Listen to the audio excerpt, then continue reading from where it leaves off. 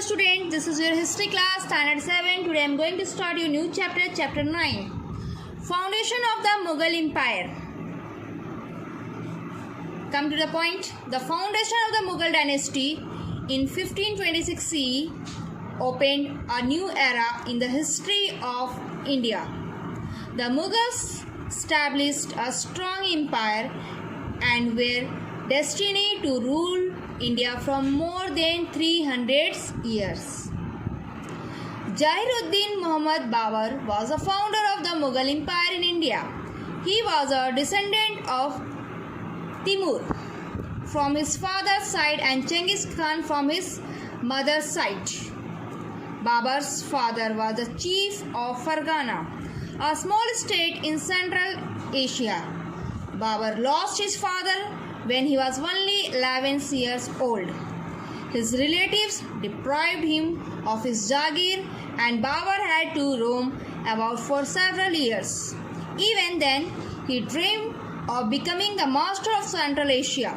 His repeated attempt to achieve his aim failed. However, he captured Kabul in 1504 CE and became its ruler. It means the Mughal Empire was founded by Babur.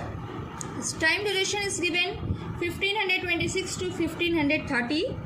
A Central Asian ruler who was descended from the Turco-Mongols conquered Timur, the founder of the Timurid Empire on his father's side, and from Genghis Khan on his mother's side. Now the next is given India on the eve of Babur invasion. India at the beginning of the 16th century on the eve of Babur invasion was disunited and divided among petty states which fought with each other. There was no strong central power or authority. The Delhi Sultanate had shrunk in size and was weak and ineffective.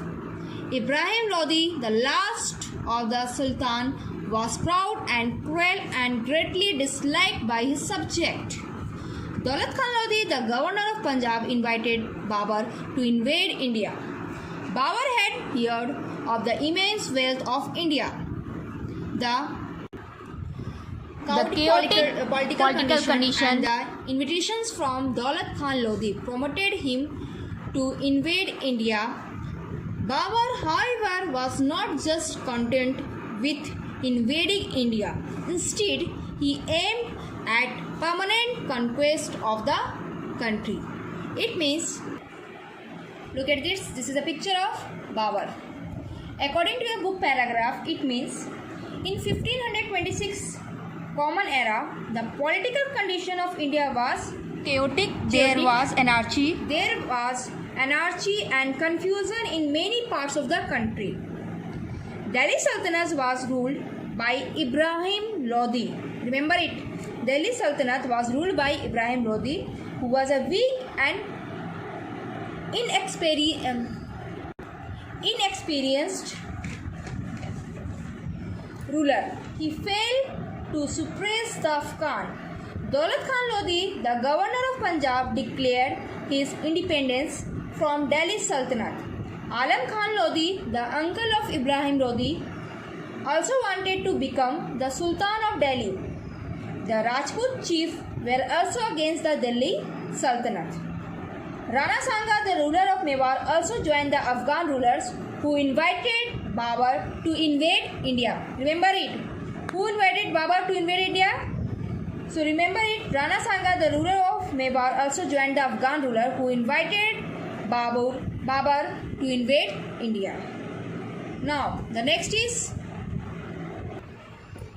they thought after defeating Ibrahim, he would return to Kabul. He would loot Delhi and would leave the Sultanate in their hands. However, it did not happen. Babur was not like his ancestors. He decided to remain in India. Now the next topic is given, the first battle of Panipat, 1526 CE. Look at this. This is the picture of first battle of Panipat. What happened in first battle of Panipat? The first battle of Panipat was his fifth attack on India. In 1526, Ibrahim Lodi and Babar met at Panipat. Ibrahim Lodi was defeated and killed. The Lodi army was many times bigger than Babar's, but still they lost the battle. There were several reasons for the defeat. Number 1. Babar's army was more battle hardened and disciplined than the large army of Ibrahim, although it had 12,000 men. Second, the war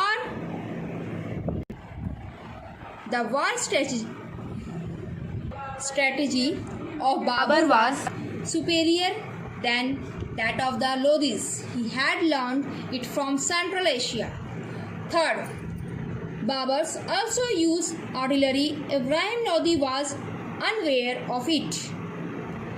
Babar is credited with the use of cannons in India from the first time. Look at this. This is a picture of Battle of Khanwa. Battle of Khanwa time period is given 1527 CE.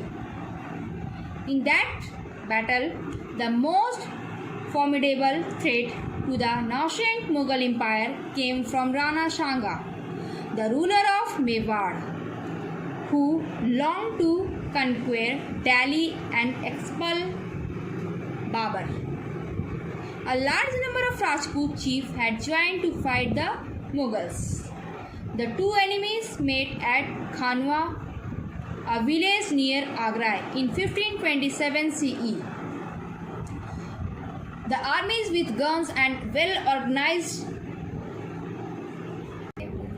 cavalry, Babur defeated Rana and thus shattered and possibility of a Rajput revival. The victory of Khanwa gave Babur complete control over Delhi and Agra. It means Babur occupied Delhi after the Battle of Panipat. Soon after, he sent his son Humayun to capture Agra. It was made the capital. This was the beginning of the Mughal rule. His decision to stay in India threatened the Indian ruler and the Afghan chief. Rana Sanga led a large army against Babar. He wanted to expel Babar from India. They met at the Battle of Khanwa in 1527 CE. Rana Sanga was defeated. The Babur defeated the Afghan chief in the Battle of Ghagra in 1529 AD. By 1530 AD, he captured a large area that constituted area of north and northwest up to Bihar and Bengal. However, before consolidating his empire, he died in 1530 AD in Lahore. Again, I repeat one time. Please, you have to clear your concept. Babar fought many battles and expanded his empire to a large extent. He defeated the combined forces of Rana Sanga and Afghan nobles in the Battle of Khanwa. Which battle? Battle of Khanwa.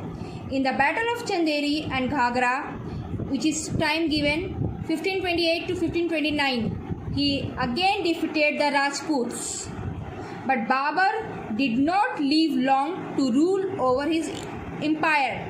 It is said that when his son Humayun fell ill, Babur walked 3 times round Humayun's bed and bore away his son's illness. Main reason of the death of Babur given that his son Humayun fell ill.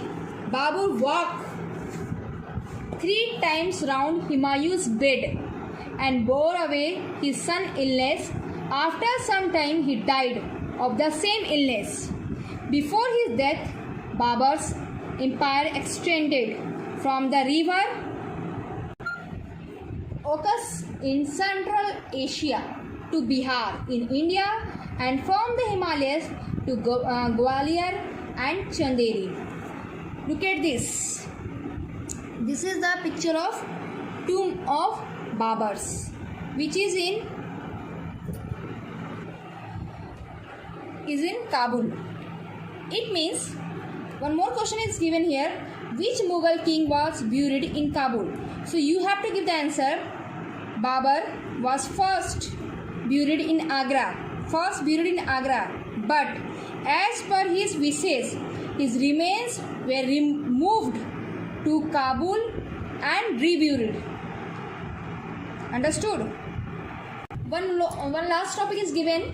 Achievement of Babur's. In your book given very shortcut, only one paragraph given, but I give you the detail wise. Babur's brief stay in India was mainly spent in wars, but he brought many development in the empire. What development is given? Number 1, he established new mints at Jaunpur and Lahore. Second, he ensured safe and secure routes from Agra to Kabul. Most important. Third point, he advised Humayun to adopt a religious tolerance policy. This was also followed by his grandson Akbar. Fourth one, a new mode of warfare was introduced by him. It was combined use of artillery and cavalry. This became a trend later on. Fifth one, he was an excellent poet and writer. Babur. He wrote Tushke Babri or Baburnama. It was an autobiography. It gives description about the physical features, animals, birds, climate and places of India. This is the picture of Tushke Babri. See. Now the next point is given. Babur introduced the idea of garden palaces in India. He planted fruit trees. Look at here. This is a picture of painting of Babur showing him reading in a garden. Look at here. One last point. Babur recreated the Persian culture of his homeland in India. As a result, Mughal culture and Persian influence. So up to I will complete here, and according to your chapter I give you 8 to 10 important questions and you have to write in your running notebook. Next class we will start our Humayun. Thank you.